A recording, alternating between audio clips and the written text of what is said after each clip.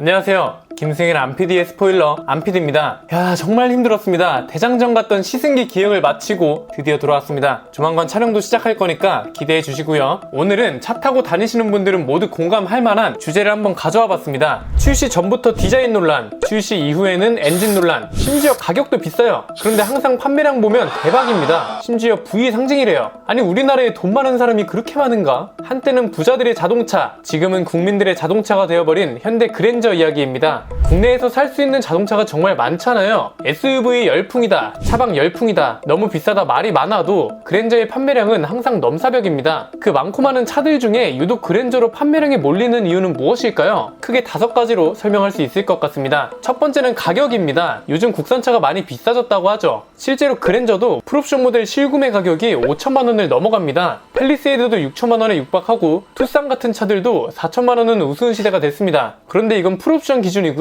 합리적인 기준으로 사려면 충분히 저렴하게 살 수 있습니다. 가장 최하위 트림인 프리미엄에도 웬만한 옵션은 다 들어있고요. 여기에 현대 스마트 센스 같은 걸 넣어도 3,600만 원 선에 구매가 가능하거든요. 이게 자연스럽게 두 번째 이유인 가격 차이로 넘어갑니다. 모닝 사려고 갔는데 아반떼랑 별로 차이가 없어서 아반떼 보다가, 아반떼랑 소나타랑 별로 차이가 없어서 소나타 보다가, 그랜저랑 별로 차이가 없어서 그랜저 계약하고 왔어요. 이 말이 어느 정도 현실성이 있는 말이 되어버렸죠. 참, 이런 거 보면 현대차가 대단하긴 합니다. 옵션을 조금만 넣으면 윗급이랑 겹치거나 가까워지게 만들어서 엄청난 고민에 빠지게 만들거든요. 실제로 소나타에서 쓸만한 옵션을 넣다 보면 3,300 정도는 그냥 나옵니다. 이렇게 되면 그랜저랑 차이가 그만큼 줄어들죠. 한 500 이상 차이면 모르겠어요. 그런데 200에서 300 정도 차이면 충분히 고민할 만하죠. 그리고 그랜저 깡통은 말이 깡통이지 실제로 옵션표를 보면 깡통 수준이 아니죠. 운전자 보조 시스템이 필요 없으신 분들은 스마트 센스가 없어도 옵션 사용이 충분합니다. 무옵션으로 사면 취득세 포함해서 3,500만 원 선에서 가능하니까 합리적인 가격이라는 말도 나오는 거고요. 차 많이 사보신 분들은 아시겠지만 급 차이라는 건 절대 무시 못하잖아요. 옵션이 조금 부족해도 차라리 윗급으로 넘어가는 게 후회가 덜하죠. 소나타를 풀옵션으로 사는 게 나을까요? 아니면 그랜저를 깡통으로 사는 게 나을까요? 실제로 투표 결과에서도 그랜저가 훨씬 많은 표를 받았습니다. 다른 의견이 있다면 댓글로 남겨주셔도 좋습니다. 자연스럽게 세 번째 이유로 넘어갑니다. 사실상 경쟁 상대가 없다는 것도 큰 이점이죠. 조금 시선을 넓혀볼까요? V6 가솔린 대형 세단 중에 4천만 원 아래로 살 수 있는 차가 뭐가 있을까요? 그랜저 말고는 딱히 떠오르지가 않죠. 프리미엄 트림에 스마트 센스 하나만 넣으면 취등록세 같은 걸 모두 포함해도 4천만 원 선을 넘지 않습니다. 이건 또 자연스럽게 네 번째 이유인 이름값으로 넘어가고요. 흔히 그랜저라는 이름값이 옛말이라고는 하지만 글쎄요, 구매 연령층을 살펴보면 그랜저라는 이름값을 결코 무시 못합니다. 그랜저가 부의 상징이라고 불리던 게 2세대까지가 절정이라고 생각을 하거든요. 이때가 언제냐? 1986년도부터 1998년이죠. 그랜저 구매층이 젊어졌다고 하긴 하지만 아직까지 50대의 구매 비율이 압도적입니다. 1986년부터 1998년이면 지금의 50대가 한창 학교를 졸업하거나 돈을 벌기 시작한 나이죠. 이 말은 뭐다? 여전히 그랜저라는 이름값이 차이가 있다는 거죠. 그 당시 부의 상징이었던 차를 소나타랑 비교한 가격으로 살 수 있다면 어떨까요? 예를 들면 이런 거죠. 사회 초년생이 나중에 꼭 성공해서 벤츠 살 거야, 이렇게 마음을 먹고 열심히 일을 합니다. 한 20년 지났더니 세상이 어떻게 돌아갔는지 내 드림카던 차가 국민차가 되어 있어요. 그렇다고 그 차에 대한 인식이 바뀔까요? 그렇지 않죠. 이 사람에겐 여전히 그 시절 벤츠가 각인되어 있을 겁니다. 이 구매 연령층에 대한 이야기는 자연스럽게 5번째 이유인 사회적 인식과도 연결이 됩니다. 여러분이 50대예요. 동창들이랑 골프를 치러 갔습니다. 친구 녀석이 그랜저 트렁크에서 골프백을 꺼냅니다. 그런데 내 차는 골프 GTI예요. 차를 잘 아는 친구라면 역시 네가 뭘 아는구나, 이런 반응이겠지만 일반적으로는 그렇지 않죠. 이 차 얼마야? 4천만 원 조금 넘지. 이 조그만 차가?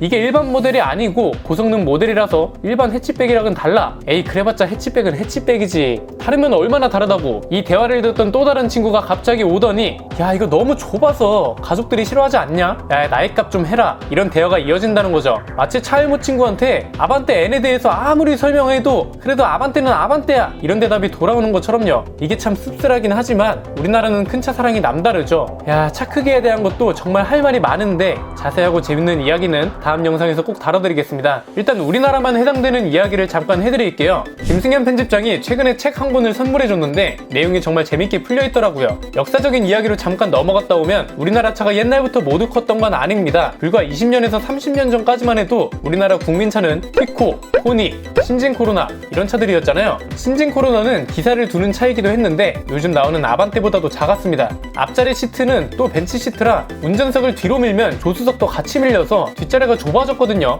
당연히 덩치가 크거나 키가 큰 사람은 기사 일을 못했고요. 국토 면적과 자동차의 크기는 비례한다는 말이 불과 몇 년 전까지만 해도 맞았는데 어느 순간부터 한국은 예외가 됐죠. 대략 NF 소나타 때부터 차체가 확 커지더니 어느 순간부터 큰 차, 넓은 차가 좋은 차로 인식이 되기 시작합니다. 제조사는 이걸 경쟁력으로 생각하고요. 물론 차의 크기가 커지는 게 우리나라만의 이야기는 아닙니다. BMW도 그렇고 미니도 그렇고 벤츠도 그렇고 죄다 차체 크기가 커졌어요. 그렇다고 소비 패턴이 우리나라만큼 대형차로 치우치는 나라도 없는 게 사실입니다. 이 5가지 이유를 놓고 본다면 일반적인 한국 소비자들에게 거의 완벽한 차인 거죠. 자동차가 명함이 되어야 하는 50대들한테는 여전히 부위 상징으로 통하고 가격대도 수입차에 비하면 합리적이고 조용하고 웬만한 옵션 다 있고 심지어 엄청 넓어요. 트렁크에 골프백도 넉넉하게 들어간다고요. 주 고객층인 50대 소비자들이 구매하지 않을 이유가 없는 거죠. 이게 어떻게 보면 현대차가 포지셔닝을 잘하고 있는 것이기도 합니다. 소비자들의 성향을 정말 잘 파악한 거죠. 화려한 디자인과 옵션을 좋아하면서 고급스럽게까지 하고 그렇다고 가격이 너무 비싸면 안 되고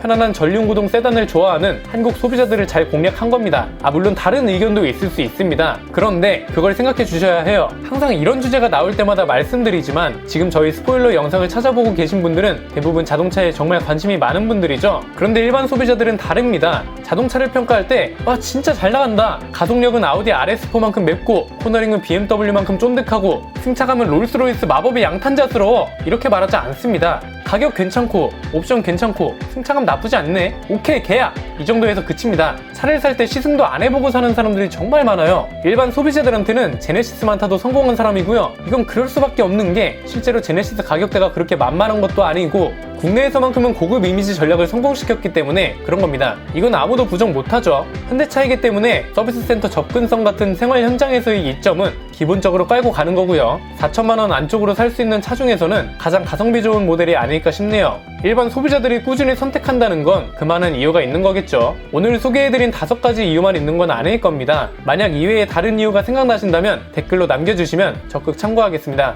그리고 앞에서 말씀드렸던 것처럼 저희가 드디어 시승기 촬영을 시작합니다. 정말 오랫동안 준비했습니다. 많은 관심과 기대 부탁드리고요. 구독과 좋아요, 알림 설정하셔서 시승기 소식도 가장 빠르게 스포일러 받으셨으면 좋겠습니다. 저희와 성장을 함께하는 팀원들을 소개하면서 영상 마치겠습니다. 김승현 안PD의 스포일러 멤버십 관심 있으신 분들의 많은 참여 부탁드립니다. 안PD의 자동차 백과 그랜저가 잘 팔리는 이유 편이었습니다. 감사합니다.